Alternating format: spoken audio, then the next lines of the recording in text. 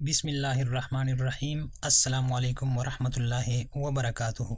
ګلپ لایف یوټیوب چینل د طرفنا ستاسو په درون خدمت کې د یوې نوې ویډیو سره حاضر یم. امید دی چې روغ جوړ او د صحت په جامه کې وایي. دوستانو په دې نننۍ مختصر ویډیو کې به دا طریقه ګورو چې څنګه به خپل د وای فای بل جمع کوو. نو نن به منګه د خپل موبایل نه د الراجي بینک نه د زین وای فای بل جمع کوو. نو راځئ زو د موبایل په سکرین ګورو.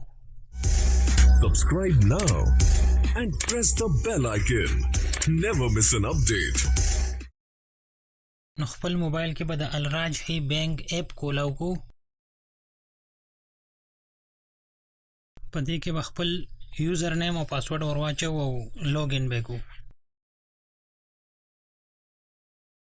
نو بیا به راشو دی پیمنټس دی لاو که دی له راځئ یا دا برا پاس درې لاینز دی په دې باندې چې کلیک وکړو. په دې کې به راشو دا پیمنټس اینڈ بیلز په دې به کلیک وکړو.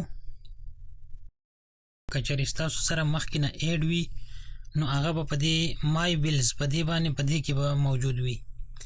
او که چېرې تاسو نوی بیل ایډ کوئ او بیا یې جمع کوئ نو ایډ نیو بیلز دې له به راشو.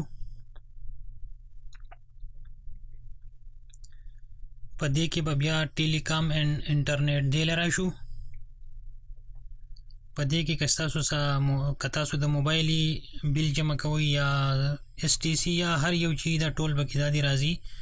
نو زه نن د زین بیل جمع کومه. نو دی له به راشو زین.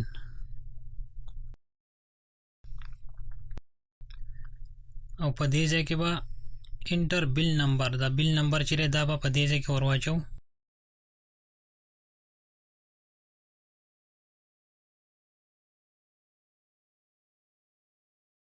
دا د جی 171 ریال بیل دی. په دې نیکسټ به کلیک وکړو او بیا به په دې کنفرم کلیک وکړو.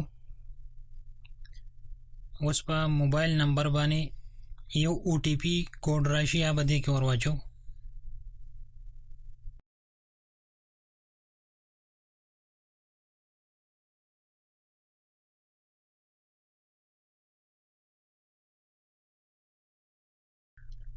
دغه د جی بیل ایډ شو.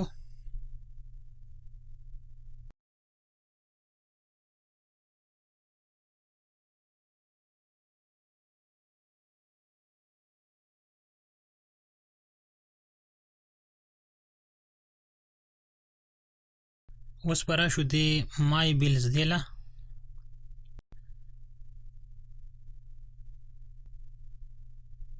او په دې دا اوس چې موږ کوم بیل ایډ کړو په دې باندې به کلیک وکړو. او دا پی سلیکټډ بیلز 171 ریال 70 حلالې چې کومې ښیي په دې به کلیک وکړو.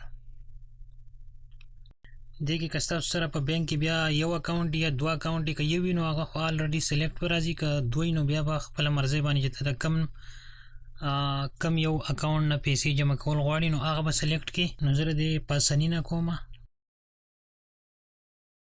او اوس په دې کنفرم باندې کلیک وکړو.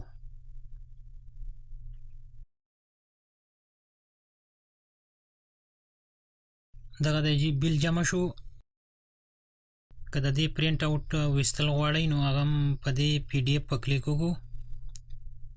حاجی نو دا د الراجي بینک نه د موبایل په مدد سره زین وای فای بیل جمع کولو طریقه وه. نو که د ویډیو نه درته څه نه څه فایده رسېدلی وي نو ویډیو لایک کړئ او ګلپ لایف یوټیوب چینل در سره ضرور سبسکرایب کړئ. د خپل ځان ډیر خیال ساتئ. د الله په امان.